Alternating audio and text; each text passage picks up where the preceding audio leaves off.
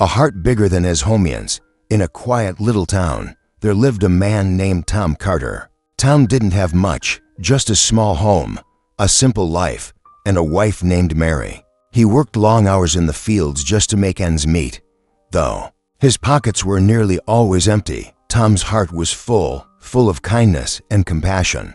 He had a habit that everyone in town knew about. If someone needed help, Tom would be there. If a hungry dog wandered by while he was eating lunch, Tom would share his food without thinking twice. If a traveler looked tired and hungry, Tom would offer him the last bite of his meal. His wife Mary, however, often scolded him. "Tom," she'd say, "our pantry is almost empty because you give away everything we have. You need to think about us too." But Tom would just smile gently and reply, "A hungry belly can't wait. If we can help someone, why shouldn't we?" God's watching, everyone appreciated Tom's kindness, except Mary, who worried constantly about their future. Still, Tom never let fear stop him from doing the right thing. To him, generosity wasn't a burden. It was a responsibility. Little did he know, the simple act of giving, of feeding one more stranger, was about to change his life in a way he could never have imagined. One cold afternoon, as Tom rested at home after a long day, a weak knock came at the door. Outside stood an old man, clearly exhausted. His clothes were worn and dirty, his face pale with fatigue. Mary peeked through the window and sighed in frustration. "Another one? Great. There goes dinner again," she muttered. But Tom didn't hesitate. He opened the door and gently said, "Come in, sir. Please sit. Let me get you some water." He brought the man a big glass of water, which the old stranger drank slowly with a deep breath of relief. "I haven't eaten in 2 days." The man whispered, "If you have even a little food, I'd be so grateful." Tom went to the kitchen and saw just 2 pieces of cornbread left, the only food they had for dinner. Without thinking, he grabbed the plate and headed back. Mary stopped him, angry. "Tom, that's our dinner. You give those away, and we've got nothing." Tom looked at her and said softly, "He hasn't eaten in 2 days, Mary. We'll figure something out. God will provide." Though the old man heard every word, he stayed quiet. Tom knelt beside him, offering the cornbread. "This is all we have, sir, but it's yours." The man said nothing.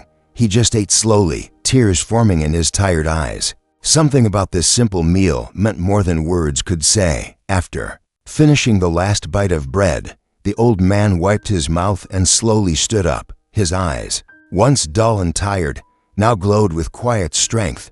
He looked at Tom and said, "Son, come here." Tom approached respectfully from a worn-out bag. Slung over his shoulder, the old man pulled out a shining golden bowl.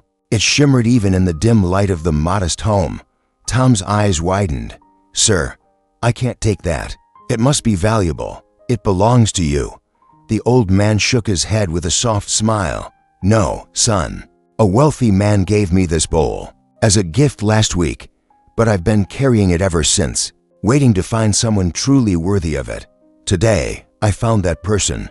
You." Tom was stunned. The man continued, "You gave without hesitation. You chose kindness over comfort. People like you are rare. This bowl isn't just gold, it's a reminder. Keep doing what you do.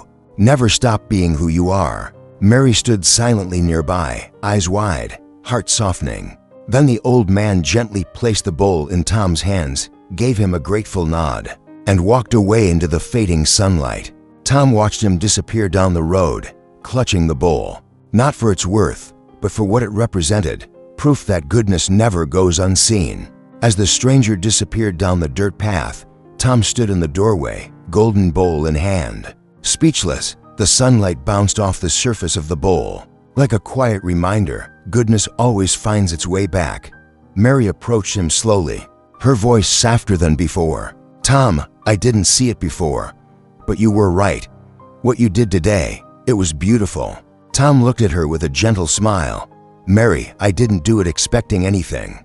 I just couldn't turn away. That man needed help, and we had something to give." She nodded, eyes filled with a mix of awe and pride. From that day on, Tom and Mary's lives began to change, not just because of the golden bowl, but because their hearts changed.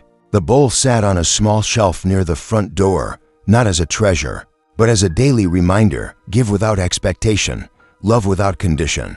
Tom continued helping others, whether it was a lost traveler, a stray animal, or a neighbor in need. His kindness never faded, and slowly, their home, once small and struggling, became a place of warmth, trust, and quiet abundance. Because in the end, real wealth isn't measured in gold, but in the hearts we touch and the lives we lift.